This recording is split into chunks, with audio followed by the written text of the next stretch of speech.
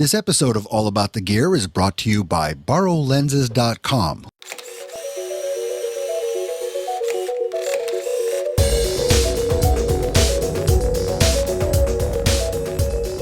In this episode of All About the Gear, Doug Kaye sits down with the GigaPan Epic Pro, takes a look at it to see what the fuss is about with regard to gigapixel images.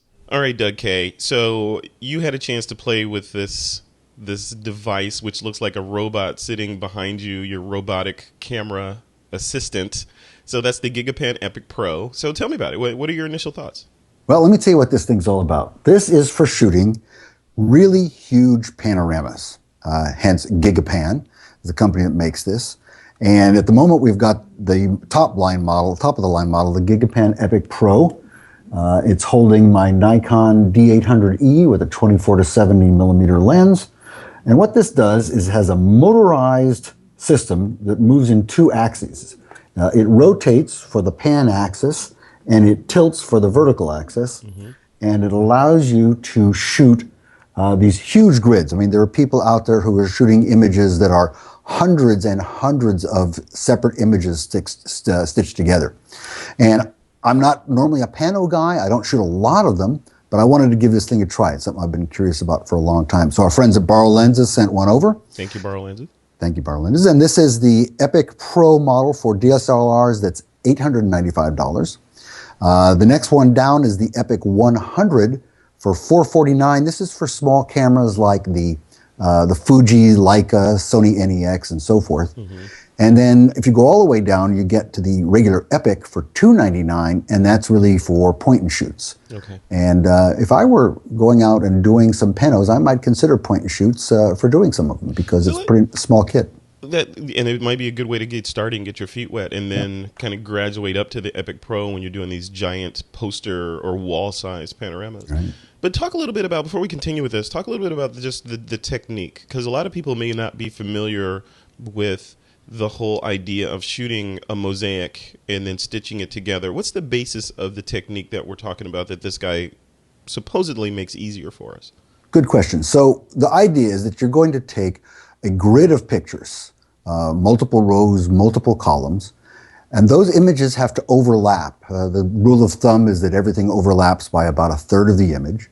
And then you use post-processing software to stitch them together into a gigantic image. Now, some of us do panos that are just 3 images across, and that's all we do. If that's all you're going to do, you can use manual tools. You can even use a regular tripod to do that. Or maybe not even a tripod at all, right? That's a good point. You can actually shoot panos handheld, and I've got quite a few. And some of our cameras now have pano built into the camera. The iPhone does. I imagine Android phones do. Mm-hmm. And a lot of the inexpensive cameras shoot pretty good panos. But if you're going to shoot something that's hundreds of images across or up and down, or if you're going to shoot images where there's a foreground and a background image, let me talk about that for a second. Okay.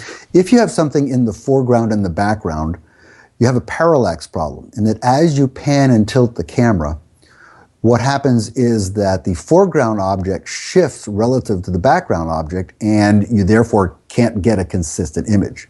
And for that, you have to adjust the system. You have to adjust it. We used to call it the nodal point. Mm-hmm. The nodal point was that you would slide the camera back and forth and find the point at which, as you pan the camera, the foreground and background objects didn't shift relative to one another.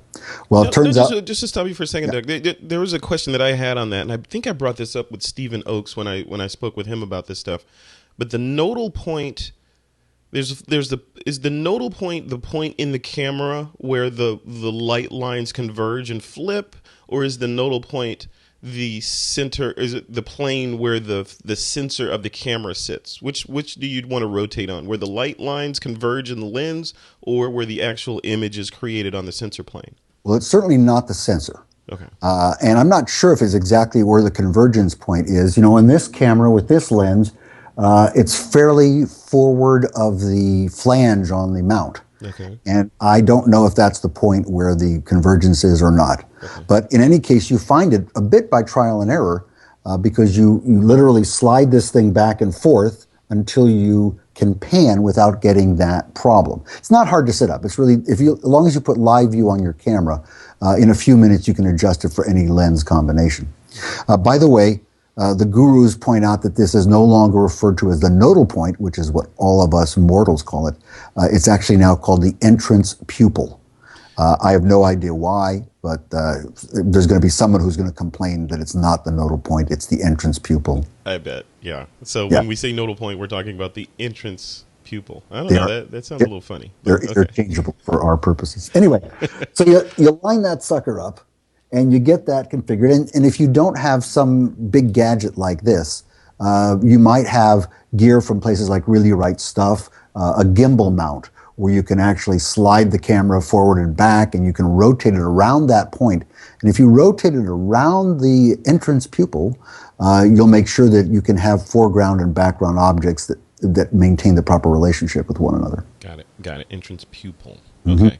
So then let's talk about I know you mentioned before when we actually met and we're looking at this thing in person, you mentioned something about the stability of it and how it was a little bit shaky and you had some trouble getting sharp shots. Can you go into that a little bit? Yeah, and that's if there's any weakness about this, first of all, I think it's pretty good for the price. I mean, $899, $895 is a lot of money, but you get quite a bit for that. But this is not rock solid. This wiggles.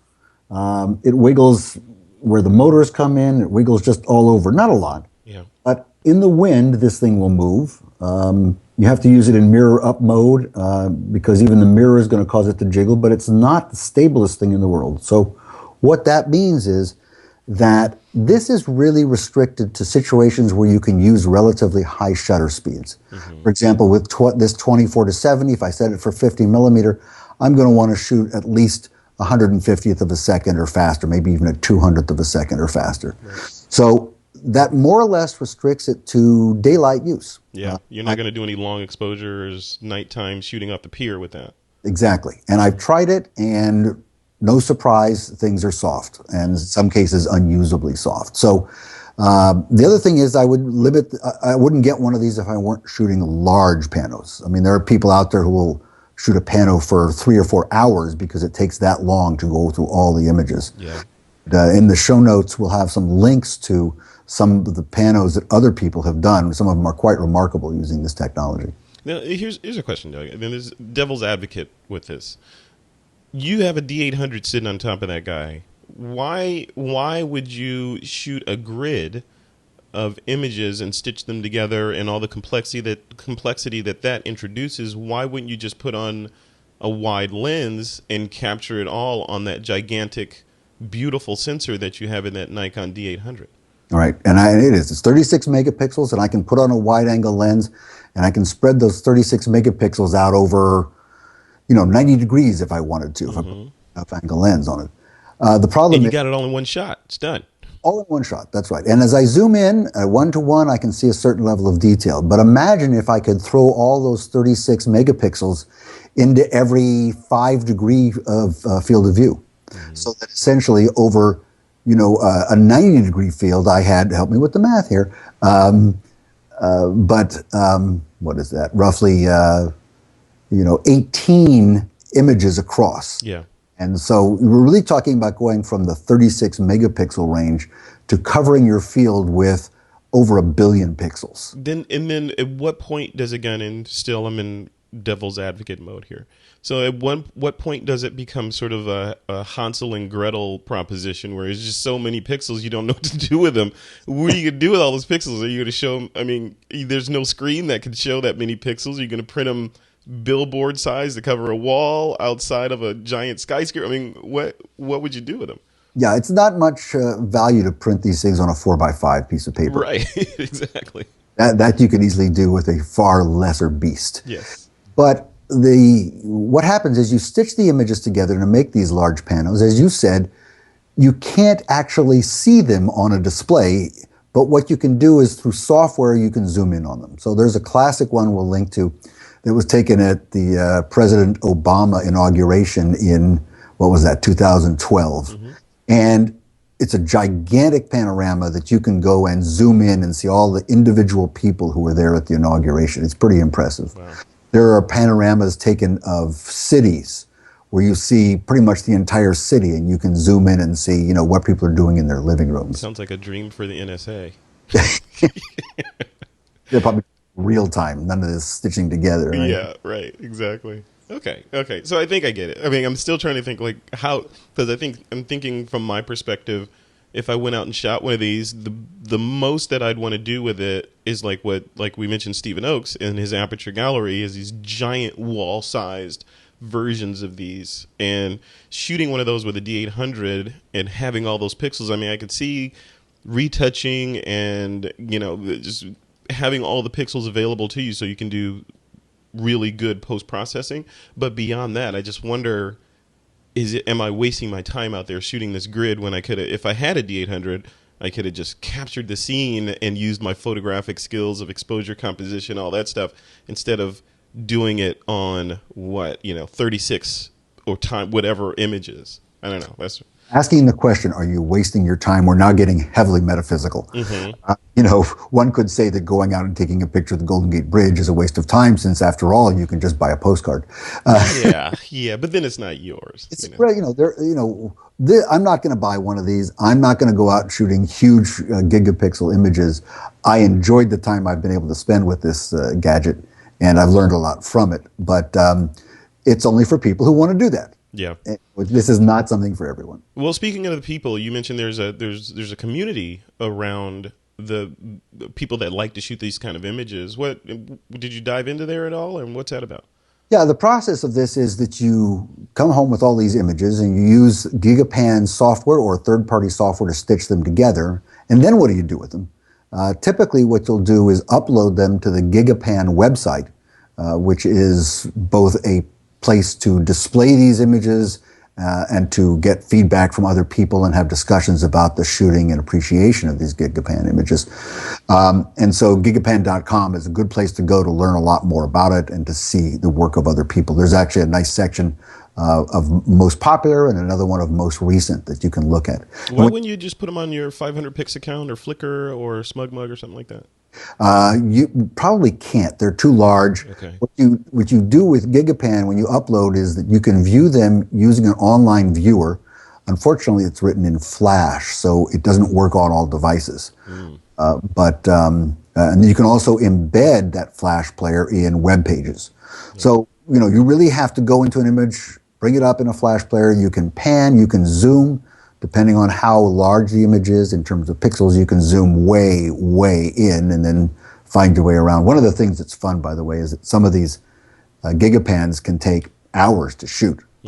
And when they're stitched together, if you've been shooting people or objects that move through the frame, those objects or people will appear in multiple shots that then end up in the pan. And so there's a whole thing going on about trying to find, how many times does Waldo appear in this image? I love it. It reminds me of this thing I saw a while back, not to digress too far, but, Google has their Street View cars that go out. And I remember a couple of years ago, people would follow the car and act out a scene one block at a time with the same people. So like a little drama. And so then as you go through and look at Street View, you'd see, guy gives girl flowers. Guy has argument with girl slaps guy, that kind of thing. So very interesting. So, okay. So we talked about the community. I'm looking at my notes here. So who else is out there with this thing? Like I mentioned, there's Stephen Oakes when I talked to him, he said he wasn't a detractor for the GigaPan or the motorized systems, but he uses a manual, really writes stuff, sort of click turn tripod head instead of all the automation that's present in this device. Well, who else is out there? Well, as Stephen says, if you want something that's rock solid, then you probably go with a manual system, really write stuff, and some other people make them. Yeah. They actually cost more than this. But they're they're very solid. But yeah, by the time you get all the pieces, you get the gimbal mounts and the sliders and all the little gadgets, they come up in price. There's a company called Roundshot, ROUND shot, and they make special pano cameras that are tens of thousands of dollars that have motorized systems. There's a device called Automate from thegadgetworks.com, thegadgetworks.com. a sort of a low-end solution to this that you can control with a Windows Mobile PDA or an Android phone. Wow. So there's a lot of stuff out there, but these guys are the ones who pretty much dominate the market for these, again, daytime large panos. I think that's their sweet spot. Love it. Love it. Okay. And then once again, the price for the GigaPan Epic Pro is how much? $895. $895. Okay. Right. So let's take a second and pretend we're going to shoot a pano. We're here in let's see that robot do its little dance. We're here in TWiP Studio 2, which my wife refers to as the dining room. We'll take a look at this. So you start out, it's got a little display on the front. And the first thing you can do is you can move the camera. Very exciting, right? We can move the camera and we can go up, down, we can go left, we can go right. All right, that's not too exciting. So let's now go and set up for a pano.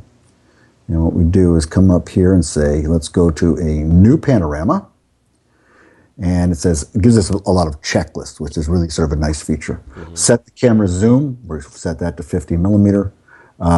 Move the camera to the upper left image. We're going to shoot an image here that's three images vertical and 4 images across. Okay. So there's the upper left one. We say, got it. It says, let's go to the lower right. So and it's prompting you on that little screen right there. It's prompting, yeah. All right, so there's 3 vertical, and now we'll come over to 4 horizontal. Where are we? 1 more. Okay, got that done. So you're basically telling the camera, this is the rectangle that I want to shoot. That's exactly right.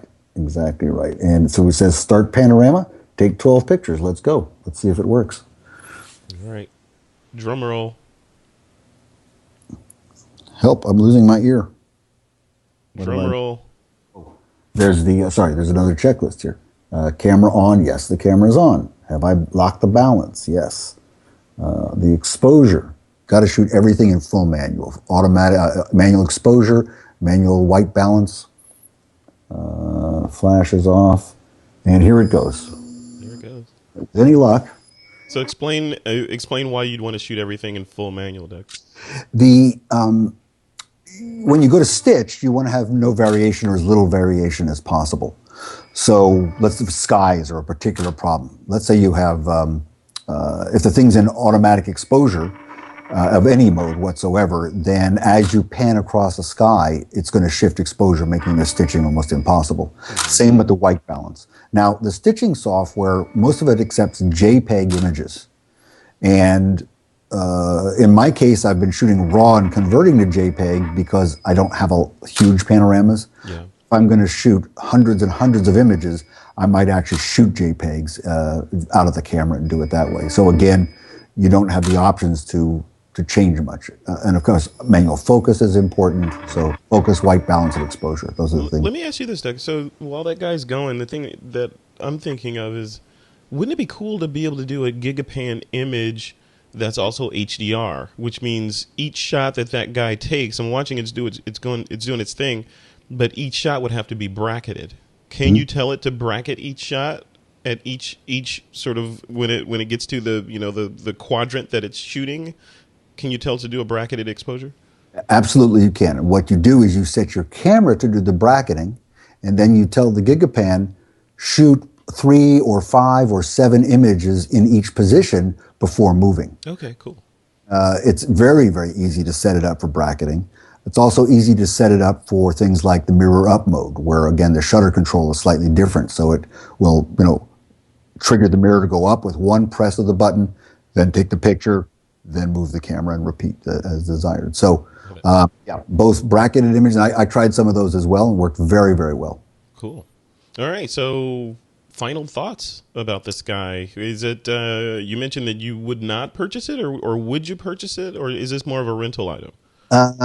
For me, it's a rental item just because I'm not that much into panos. I was really curious about it, and I was glad that Barrow Lenses had one that they could send me. I would say that if you want to get into shooting large panos and you're going to shoot them during the daytime, this is an excellent way to do it. This will save you an incredible amount of time. It's very easy to use. It looks bulky, and it is, but it's not much bulkier than all the gizmos that you got to take with you to shoot it anyway. Yeah. If all you want to do is get started in panos, just use the tripod you have and work your way up using manual gadgets from Really Right Stuff and some of those other manufacturers. But I was happy with this until I had to use it at night. At night, it failed me.